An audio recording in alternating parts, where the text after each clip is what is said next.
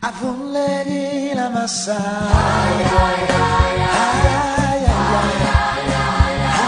ay, ay, oh, oh, avunlegi la massa.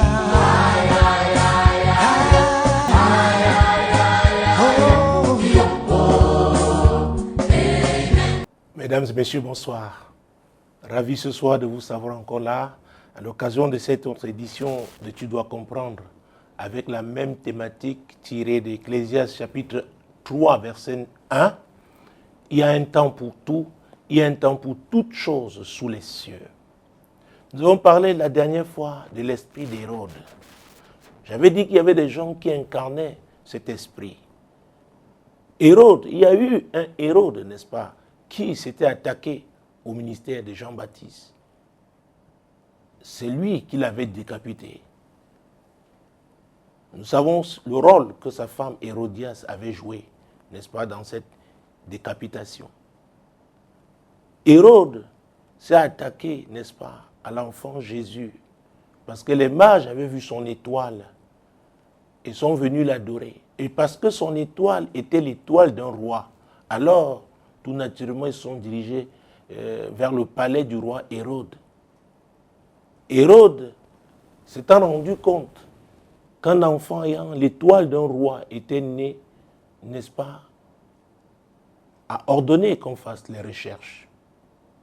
Et quand il a été déjoué par les mages, divinement avertis par Dieu, de ne pas retourner le voir, alors il a massacré les enfants, n'est-ce pas, de 2 ans, de 0 à 2 ans. Mesdames, messieurs, la dernière fois, nous avons vu que l'esprit d'Hérode était un esprit de destruction. Il était un esprit de haine. Il était un esprit de jalousie. Il est aussi un esprit égoïste. Parce qu'Hérode se disait que s'il y avait un prince qui devait naître, ça ne devait être que dans sa maison. Il y a des gens, même dans nos familles, ils se disent, s'il y a quelqu'un qui doit percer, s'il y a un enfant de la famille qui doit percer, ça ne saurait être un autre enfant que le leur. Et quand ce n'est pas leur enfant, si c'est leur neveu, mon Dieu, mon roi, si c'est leur cousin, ils l'attaquent, s'engagent à le détruire. Il y en a comme ça dans les quartiers. Ils ne veulent pas voir le succès, n'est-ce pas, se manifester dans la maison de son voisin, de leur voisin. Tout à eux et à eux seuls. L'esprit d'Hérode est un esprit de sorcellerie. C'est un esprit de destruction. C'est un esprit de vol. Et Jésus a dit dans Jean chapitre 10, verset 10, à partir A, que le voleur ne vient que pour voler, égorger et détruire. Donc si vous avez quelque chose de brillant chez vous, Hérode, n'est-ce pas, peut l'arracher. L'arracher physiquement, parce qu'il est physiquement fort, ou alors par la sorcellerie à cause de ses aptitudes spirituelles sataniques. Mesdames, Messieurs, nous allons continuer aujourd'hui avec toujours le livre des Actes des Apôtres en son chapitre 12. Actes des Apôtres, chapitre 12, verset 5. Pierre donc était gardé dans la prison et l'Église ne cessait d'adresser pour lui les prières à Dieu. Ça, c'est très important. Jacques avait déjà été tué par Hérode. Vous voyez, Hérode a fait décapiter Jean-Baptiste. Hérode a voulu tuer Jésus. Voilà Hérode qui s'attaque à l'Église. Et Jésus n'avait-il pas dit dans Matthieu chapitre 16, verset 18, « Je bâtirai mon Église et que les portes du séjour des morts ne prévaudront point contre elle. » Jésus savait que le diable devait attaquer l'Église. Hérode est un agent du diable. Alors, si vous êtes un disciple du Seigneur quelque part, je voudrais que vous sachiez qu'il y a un esprit, celui d'Hérode, qui va vous attaquer. Hérode est l'incarnation. Cette personne est l'incarnation de cet esprit-là. Et elle ne veut pas vous voir réussir. Ça pourrait être dans votre famille, ça pourrait être dans votre quartier, n'est-ce pas? dans votre corporation, dans vos milieux professionnels, puisque vous êtes nombreux à regarder cette émission, à l'écouter à la radio, l'esprit d'Hérode peut s'attaquer à votre enfant parce qu'il a un avenir. Parce qu'il a un avenir à Dieu. Alors, comme le diable s'est anticipé, exactement comme dans le cas de Jésus, il l'attaque. C'est pourquoi il est important, mesdames et messieurs, de savoir qu'on protège son David. David, c'est l'étoile de la famille.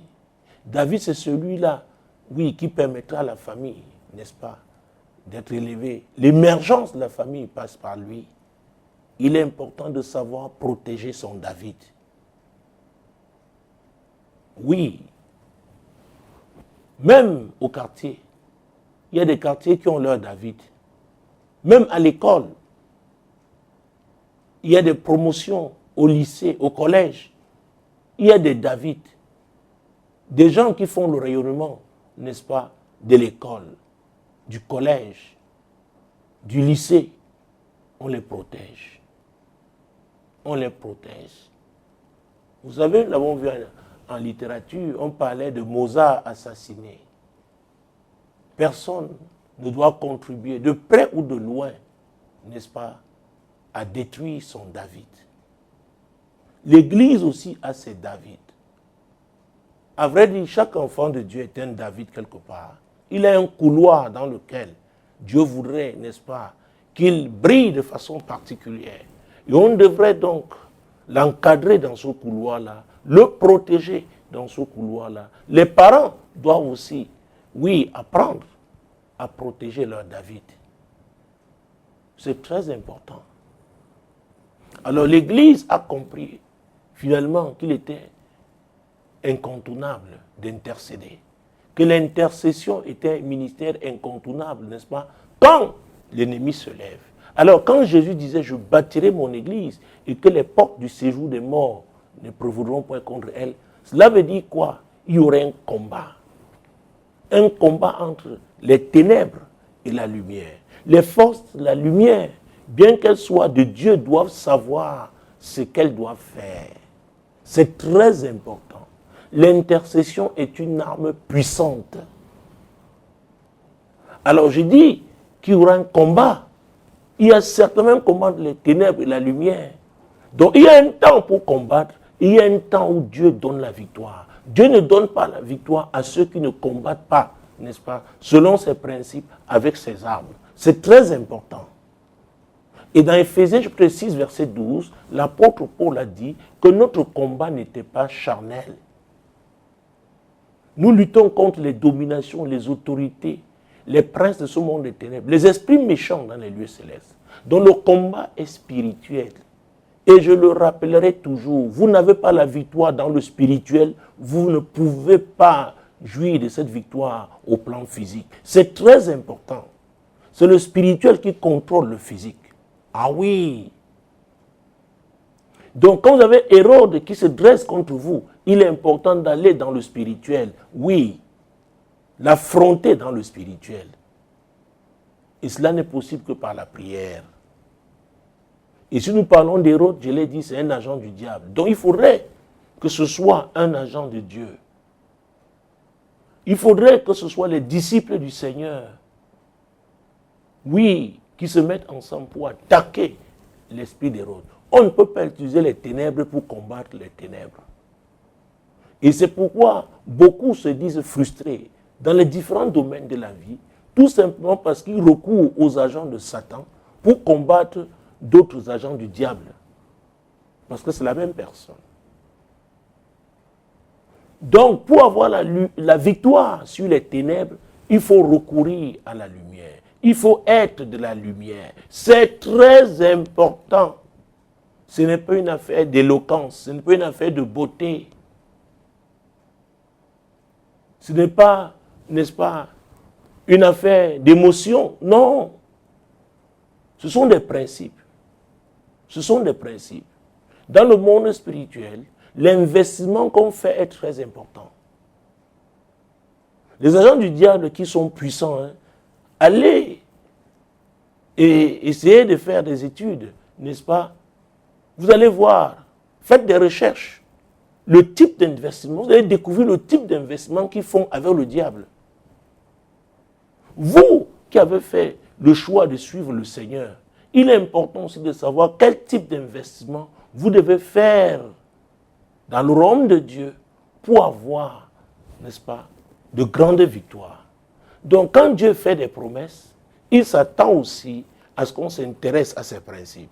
Il s'attend aussi à ce qu'on les applique. C'est très important.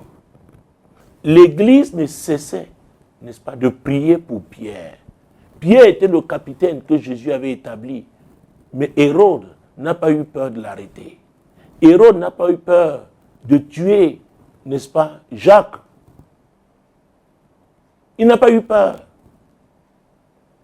L'esprit d'Hérode ose toujours. Il opère avec un courage diabolique. Et il faut l'arrêter. Et on ne saurait l'arrêter avec des moyens physiques. On l'arrête d'abord au plan spirituel.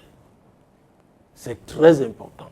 La Bible déclare que l'Église ne cessait de prier pour Pierre. Donc l'Église persévérait dans la prière. Mesdames, Messieurs, il y a deux histoires tirées du même évangile et même du même chapitre. Il s'agit de l'évangile de Luc en son chapitre 2. Luc chapitre 2. Nous allons commencer avec les versets 25 et 26. Et voici, il y avait à Jérusalem un homme appelé Simeon. Cet homme était juste et pieux. Il attendait la consolation d'Israël et l'Esprit Saint était sur lui. C'est très important. Il attendait. Ça veut dire quoi? Il avait été averti. Il attendait la consolation d'Israël. Dieu lui avait promis, Siméon, comme tu me sers fidèlement, oh, attends. Et quand la Bible dit d'attendre, il ne s'agit pas d'attendre avec les pieds croisés, avec les mains croisées, les bras croisés. Non. Il s'agit d'attendre en priant, en intercédant. N'oubliez pas, n'est-ce pas, l'enseignement que Jésus avait donné à ses disciples lorsqu'il lui avait demandé de leur apprendre à prier. Qu'est-ce qu'il avait dit? Notre Père qui est aux cieux, que ton nom soit sanctifié, que ton règne vienne, que ton règne vienne. Donc on doit prier pour que le règne de Dieu, le règne du Seigneur s'établisse. Oui, s'établisse dans une famille, s'établisse, n'est-ce pas, sur un quartier, sur un village, sur une ville, sur une nation. S'établisse dans un domaine économique, social, sportif, politique, etc., etc. On doit intercéder pour cela. Beaucoup reçoivent les promesses divines, reçoivent les prophéties, et ils vont se coucher, attendant leur accomplissement. Mesdames et messieurs, ça ne marche pas comme ça. Et c'est pourquoi j'ai choisi ces deux exemples. Nous parlions donc de Siméon. Verset 26. Il avait été divinement averti par le Saint-Esprit qu'il ne mourrait point avant d'avoir vu le Christ du Seigneur. Oui, le Saint-Esprit lui avait dit, tu verras le fruit de ton dur labeur, de ton travail. Oui, ce que ton investissement aura produit. Il s'agit là d'un investissement spirituel. Donc quand l'Église ne cessait de prier, ou Pierre, elle était en train de travailler durement. Oui, que Seigneur, c'est toi qui as dit que tu bâtiras ton Église. Et tu t'adressais même à Pierre. Et que les portes du séjour des morts ne provoqueront point contre elle. Le voilà, il a été arrêté. Et bientôt, il sera jugé et condamné comme Jacques. Seigneur, souviens-toi de ta parole. Souviens-toi. Nous ne pouvons pas l'admettre. Oui, c'est ce que l'Église doit faire. C'est pourquoi la prière ne concerne pas seulement les pasteurs, les anciens d'Église, les diacres, etc. Chacun de nous doit être une femme, un homme de prière. Pourquoi? Il y a des promesses que Dieu nous a faites. rien ne saurait s'accomplir si nous ne prions pas. C'est valable au niveau personnel, c'est valable pour une famille, c'est valable pour une communauté, c'est valable pour une nation, c'est valable pour un continent. Continuons. Verset 27. Il vint au temple poussé par l'Esprit. Et comme les parents apportaient le petit enfant Jésus pour accomplir à son égard ce qu'ordonnait la loi, verset 28, il le reçut dans ses bras, bénit Dieu et dit, oui, ce jour-là, il a été poussé par le Saint-Esprit. J'ai l'habitude de dire, quand j'enseigne sur l'intercession, que la relation avec le Saint-Esprit est très importante. C'est lui qui doit nous pousser. C'est lui qui sait même comment prier. Et c'est pourquoi les prières en langue sont très puissantes. Parce que c'est le Saint-Esprit qui prie. C'est lui qui nous conduit. Nous disons des mystères. À moins qu'il ne nous en donne l'explication, nous ne pouvons pas savoir. Et quand on parle de prières puissantes, non, les prières en langue, le sont véritablement.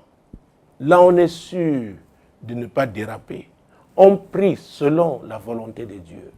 On prie, n'est-ce pas, pour l'accomplissement des desseins de l'Éternel. C'est très important. Vous avez vu, Siméon a intercédé. Dieu lui a fait la promesse. Et finalement, il a porté l'enfant Jésus. Vous savez, quand je parle de vision, quand je parle de grossesse, je ne me limite pas seulement à la femme. Il n'y a pas que les femmes pour être enceintes. Les hommes le sont aussi. Quand Dieu vous donne une vision, oui, et que vous travaillez, vous priez par rapport à cette vision, et que vous posez des actes, vous faites ce que Dieu vous appelle à faire, à un moment donné, à l'approche de l'accomplissement, n'est-ce pas, de ce grand projet, de cette vision, vous êtes comme une femme enceinte. Vous entrez en travail, et en ce moment-là, personne ne peut vous comprendre. Parce que vous êtes à un virage important. Oui, mesdames, oui, messieurs. Et c'est pourquoi vous ne devez être conduits que par l'Esprit de Dieu. Il n'y aura que des hommes spirituels pour vous comprendre. Parce que la chair a les désirs qui sont opposés à ceux de l'Esprit. Les hommes charnels ne peuvent pas comprendre. C'est un sacrifice qu'on peut faire pour voir la volonté de Dieu s'accomplir. Pour voir un rêve que Dieu, n'est-ce pas, a donné s'accomplir. C'est pourquoi on ne peut pas faire de grandes choses, oui, en demeurant charnel. Les autres qui sont en face, nous avons parlé de l'esprit d'Hérode. Ces agents du diable qui détruisent tout agent de lumière, s'attaquent aux agents de lumière que Dieu suscite. Ces gens-là aussi sont spirituels. Mais il s'agit de l'esprit de Satan. Un esprit de mensonge. Un esprit de vol. Un esprit d'injustice. Un esprit de division. Un esprit de manipulation. Un esprit de corruption. Et vous ne pouvez pas faire comme eux et prétendre les combattre. Ce n'est pas possible. Il s'agit de deux agendas appartenant à deux royaumes diamétralement opposés. Ah oui. Donc il faut payer le prix. Il y a un temps pour tout. Simeon a porté le bébé. Il a porté l'enfant Jésus. Peut-être Dieu vous a dit, Dieu vous a parlé. Peut-être vous travaillez pour voir la percée, n'est-ce pas, dans votre corporation. Pour voir, n'est-ce pas, comment Dieu va transformer votre famille. Soyez patients et persévérez dans la prière. Dieu l'accomplira.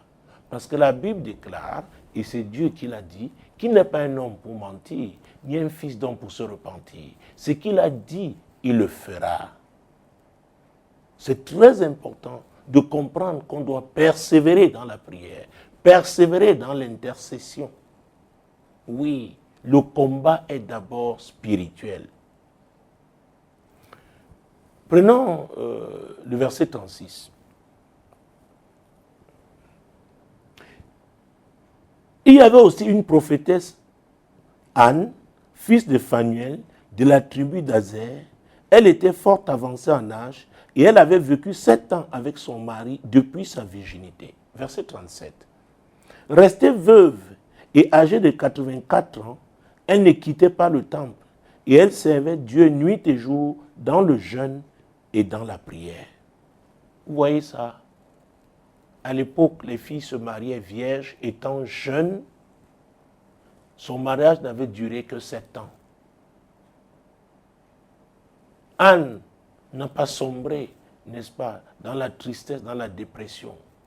Anne a compris en tant que prophétesse, messagère de l'Éternel, qu'elle avait une mission. Et sa mission consistait désormais à prier, à servir Dieu dans le jeûne et la prière. C'était son appel. Chacun doit identifier son appel.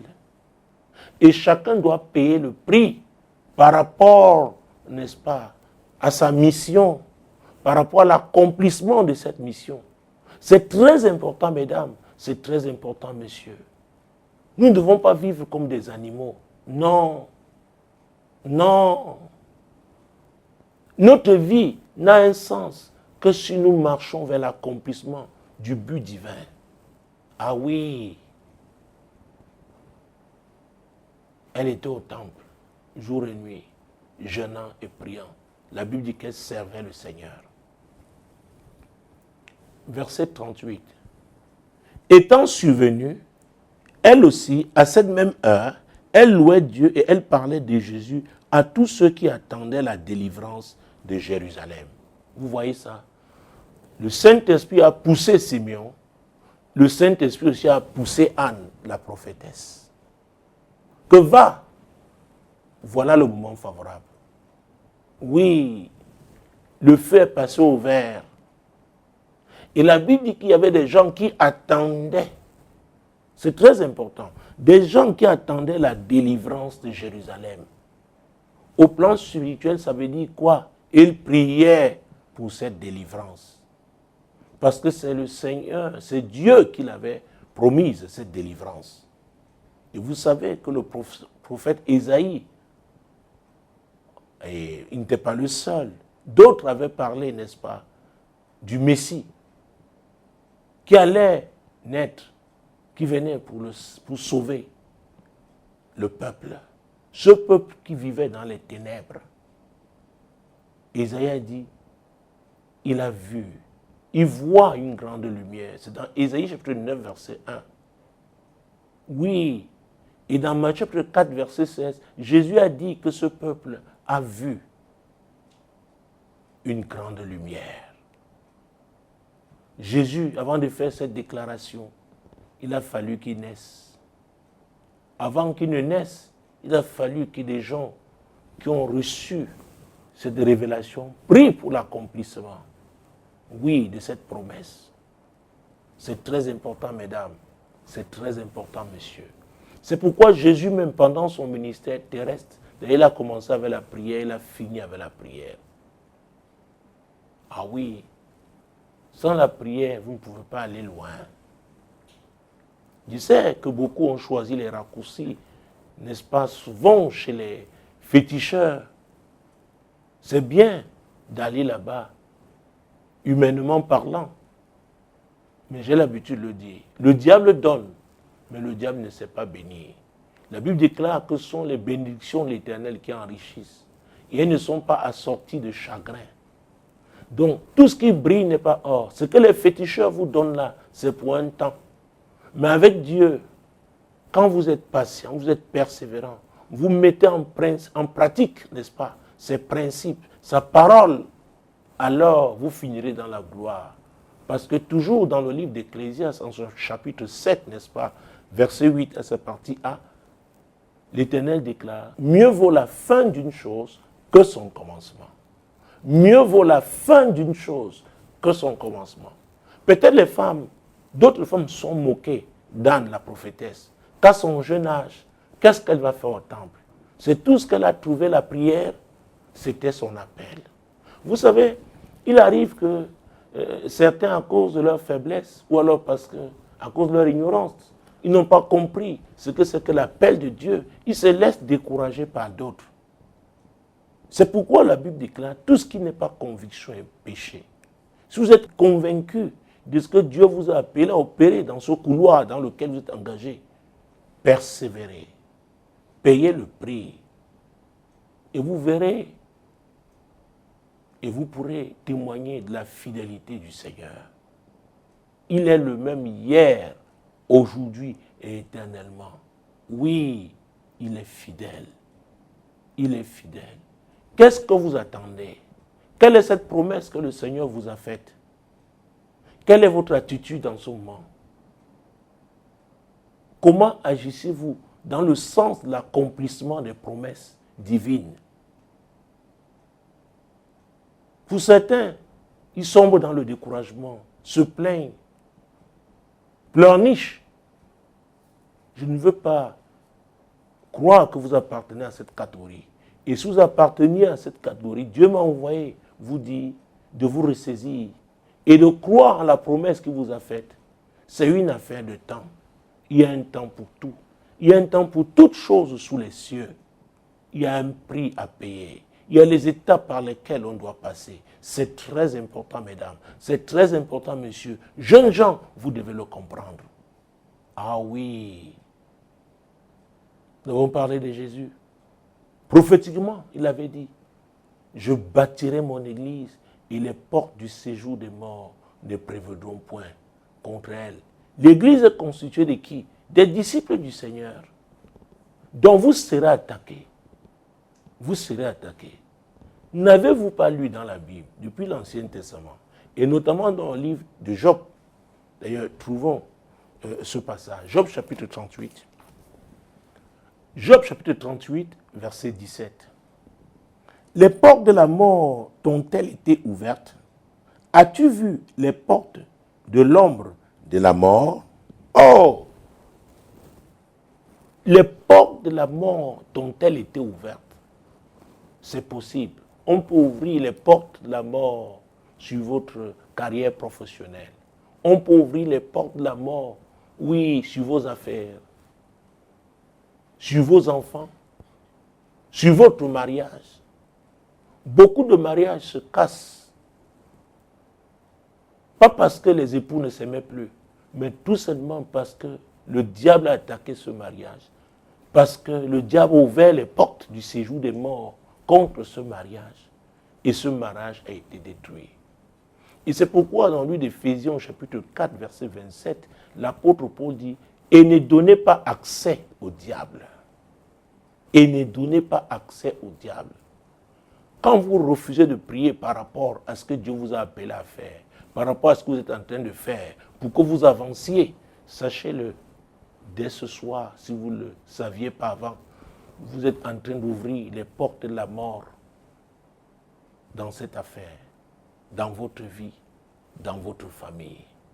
La prière n'est pas une option. Elle n'est pas une option. Vous êtes obligé de prier. C'est très important. Les autres servent fidèlement leur Dieu, c'est-à-dire le diable. Ils leur donnent ce que leur maître demande. Mais nous les chrétiens, nous sommes paresseux. Parce qu'on nous a parlé de la grâce. C'est vrai, la grâce est là. Mais Jésus, quand il donnait cette prophétie sur les portes du séjour de mort qu'il devait attaquer l'église, il savait que l'église devait opérer sous la grâce. L'apôtre Paul qui a dit non pas à combattre à lutter, oui, contre la chair et le sang, il le parlait étant sous la grâce. Ce n'est pas parce qu'on est sous la grâce qu'on ne doit pas mener le combat spirituel. Le combat spirituel est normal. L'apôtre Pierre ne disait pas dans 1 Pierre chapitre 5 verset 8 que le diable rôde comme un lion rugissant, cherchant qui dévorer. Il ne peut pas dévorer tout le monde. Il ne peut pas dévorer quelqu'un qui veille, quelqu'un qui intercède. Non, il ne peut pas. Et c'est pourquoi Dieu, nous l'avons vu toujours dans cette émission, dans le livre d'Ésaïe, en son chapitre 62, ce qu'il avait déclaré au sujet de Jérusalem. Ésaïe chapitre 62, mon Dieu, mon roi, verset 6. Sur tes murs, Jérusalem, j'ai placé des gardes. Ils ne se tairont ni jour ni nuit. Vous qui l'a rappelé au souvenir de l'Éternel. Point de repos pour vous. Oh mon Dieu. Jérusalem peut être votre famille. Et c'est vous que Dieu a établi comme garde. Pour veiller à ce que le destructeur n'ait pas accès à votre famille. Jérusalem peut être une ville, la ville dans laquelle vous habitez. Et dans le livre de Jérémie 29, la Bible demande de rechercher le bien de la ville où, n'est-ce pas, il avait amené son peuple en captivité. Pourquoi? Parce que son bonheur dépendait de celui de cette ville. C'est très important. Ah oui, il faut le comprendre. Donc les promesses que Dieu a faites à une ville, à une nation, à un village, à un quartier, à une famille, dépendent aussi. Leur accomplissement, n'est-ce pas, dépend de l'intercession. De l'intercession. Il faut intercéder. Il faut intercéder. Et c'est pourquoi nous l'avons vu dans le livre d'Habakkuk, n'est-ce pas, chapitre 2, comment Dieu dit au prophète, d'ailleurs, ce verset 1 commence, j'étais à mon poste et je veillais. Habakkuk était à son poste et il veillait. C'est-à-dire quoi? Il intercédait, il priait. Et il s'attendait à ce que Dieu lui parle parce qu'il était à son poste, parce qu'il était en train de faire ce que Dieu l'avait appelé à faire. Mesdames, Messieurs, quand vous intercédez par rapport au plan de Dieu pour votre vie, pour votre famille, pour votre ville, pour votre nation, Dieu va vous parler. Parce que vous êtes en train de faire ce qui est nécessaire, ce qu'il a prévu pour l'accomplissement du plan qu'il a lui-même conçu. Et il tient à l'exécution de ce plan. Donc vous êtes un partenaire de Dieu. C'est très important. Et pour le devenir ou pour l'être, on ne doit pas forcément avoir un titre religieux.